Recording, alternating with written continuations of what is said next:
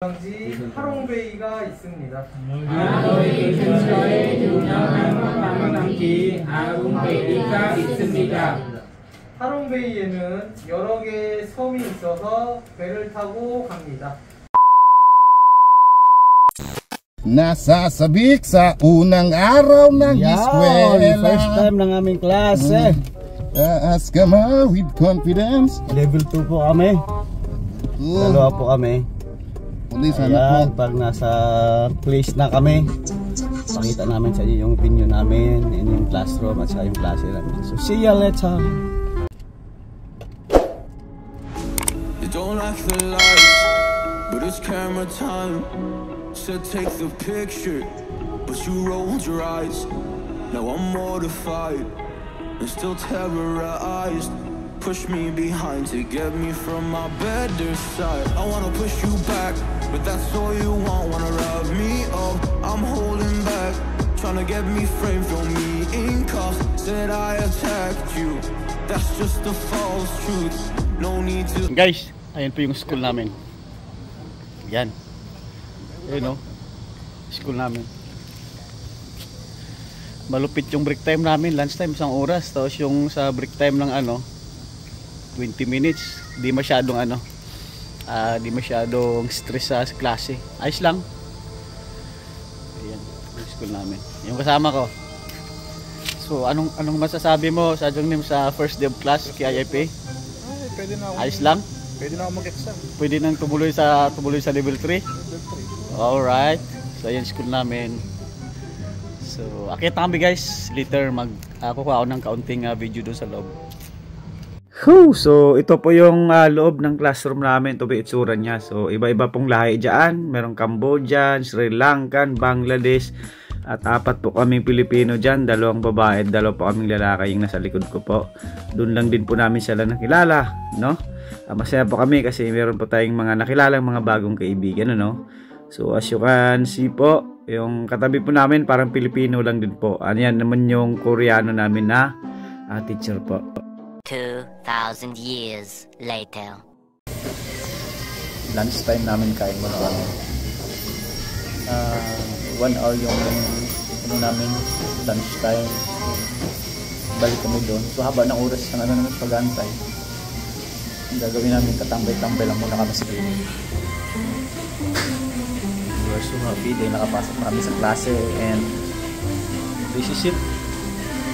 Yung kasama ko, yung kung saan yung maano yung tinitingnan niya eh. Yan o, tingnan mo siya. Excited sa klase. Yan. Ibang mga klase namin. Anyo. Bagay rin eh. Yan. We are so happy.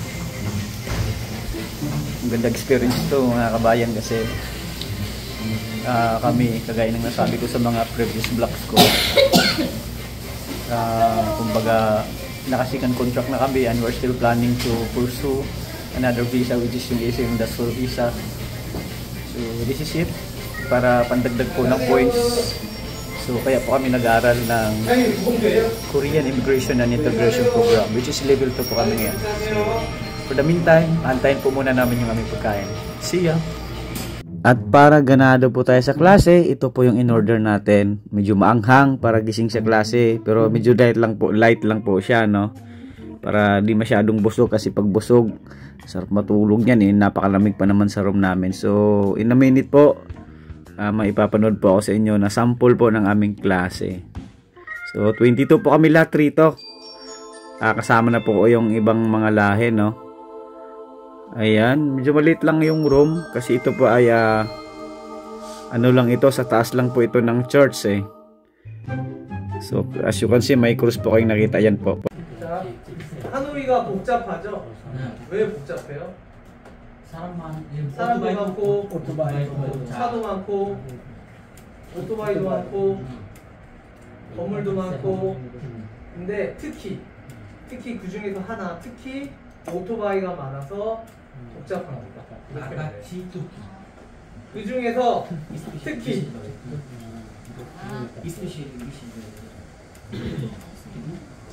설명하기가 조금 힘드네요. 모르면 찾아보세요, 핸드폰. 그러면 핸드폰으로 단어 찾을 줄 알아요? 네, 뭘로 찾아요? 단어? 구글 트랜슬레이트 있죠?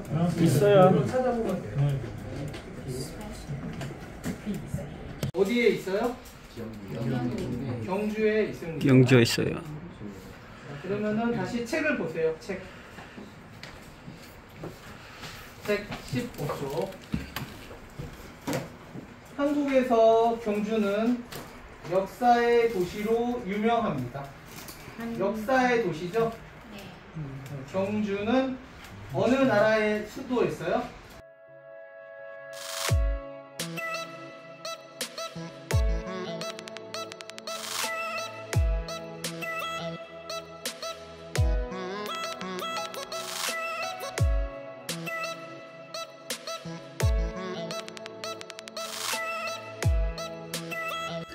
So ayun nga guys, natapos yung week 1 namin sa aming Korean Immigration and Integration Program na klase, ano? So during this time po ay kami po ay pauwi na.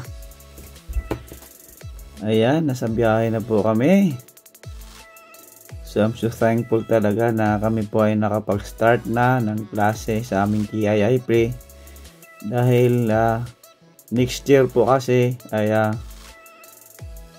mag-apply na po kami para sa A7-4 visa. Kumbaga ginawa po namin ito para pandagdag po ng points namin kasi kulang po ang aming points. Kahit sabihin natin walang exam yung A7-4 pero kailangan po namin gawin ito. Kasi sa ganun ay magkaroon po kami ng mga additional points po. So sa inyo pong lahat na patuloy na sumusuporta sa channel natin, nais ko pong magpasalamat sa inyo mga kababayan kong Pilipino. At kung na-inspire ka po rito sa video nito, pwede nyo pong i-share ito sa inyong mga kababayan, sa inyong mga kaibigan, ano? Nang sa ganun, marami po tayong mga kababayan na ma-inspire din po. So dito po sa South Korea ay napakaganda po ng pasahod talaga, kaya paulit-ulit ko pong sinasabi na kung gusto nyo po talagang makarating at makapagtrabaho rito, ay kailangan nyo po talaga mag-aral ng Korean language kasi wala po talagang wala pong shortcut para makapunta kayo rito, pero na lang kung mag-asawa kayo ng Koreano. Pero kagaya po sa amin, dumaan po talaga kami sa proseso, dumaan po talaga kami sa sa pag-i-exam kasi yun lang po talaga yung nag-iisang paraan para makapagtrabaho ka po rito ng legal sa South Korea. Kung nandito ka naman sa South Korea, hindi ka po magsisisi kasi taon-taon po rito lumalaki ang sahod, and at the same time napakarami din po nating benepisyo. So sa inyo pong lahat na nagnanais talagang pumunta rito, galingan ng pag-aaral, nang sa ganun ay maipasa nyo po ang exam kasi pag di po makapasa sa exam, wala pong chance na makarating po rito. So yun po, thank you so much po sa panonood ninyong lahat sa channel natin. Patuloy pa ako mag-inspire sa ating mga kababayan, patuloy pa ako gagawa kumbaga ng mga content na pwedeng mag-inspire po sa inyo at sa iba pa po nating mga kababayan. Maraming salamat po sa inyong lahat. Enjoy po kayo rito sa ating daan pauwi po sa aming company.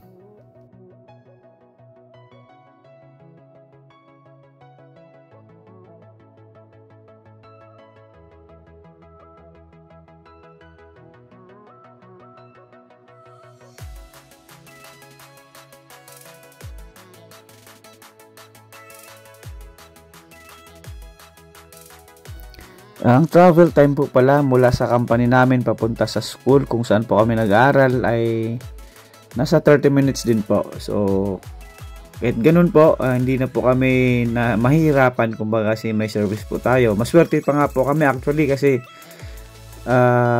doon po sa klase namin meron po kaming mga classmates na nagta-travel pa ng 2 hours para lamang po makapasok. So ganun po ang sistema kasi hindi po kasi basta-basta makapag-aral. Kailangan po doon sa mga school talaga na talagang nag-cater or nagkakandak lang po ng KIIP, hindi po yun kung saan-saang school lang po. So talagang po ng government po ng Korea.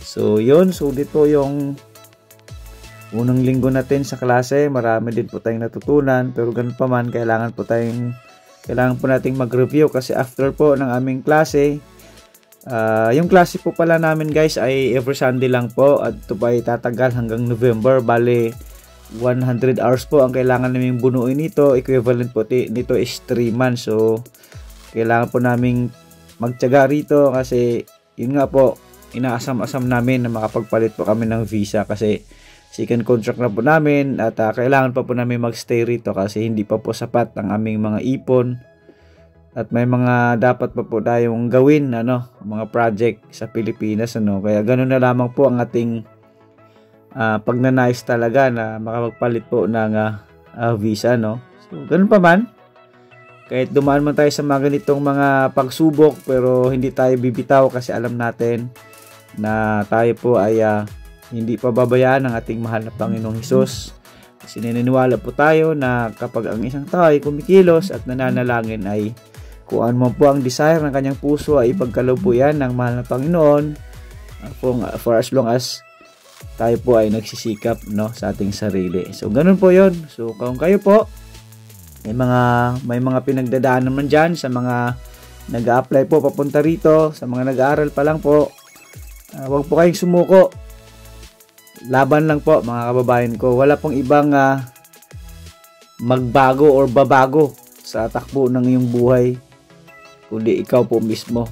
Yung mga pagsubok na yan, gawin nyo pong gawin nyong inspirasyon para mas lalo pa po kayong ganahan na magsumikap at magsakripisyo para maging maayos po yung buhay nyo. Sinasabi ko po ito mga kababayan ko dahil yun po yung mga pinagdaanan ko talaga bago po ako nakapunta rito. Hopeless na po ako, pero ako po yung nananalangin lang sa ating mahal na Panginoong Hesus at yun, kanya pong dininig ang panalangin ko at ngayon po ay 10 taon na po tayo rito sa biyaya po nating mahal na Panginoong Hesus, mga kababayan kong Pilipino. Sa inyo pong lahat, ulitin ko po, maraming salamat po mga kababayan ko sa patuloy nyo pong pagsubaybay, patuloy nyong pagsuporta rito sa channel natin. Asahan nyo po na patuloy tayong mag-upload ng mga content na pwedeng kapulutan nyo po ng aral, na pwede rin pong makapagbigay sa inyo ng inspirasyon at sa iba pa po nating mga kababayang Pilipino na talaga naman ang pagnanais na makarating po rito dito po sa South Korea. Alright! Don't forget to like and subscribe po sa channel natin. Thank you. God bless. See you on my next vlog. Bye-bye.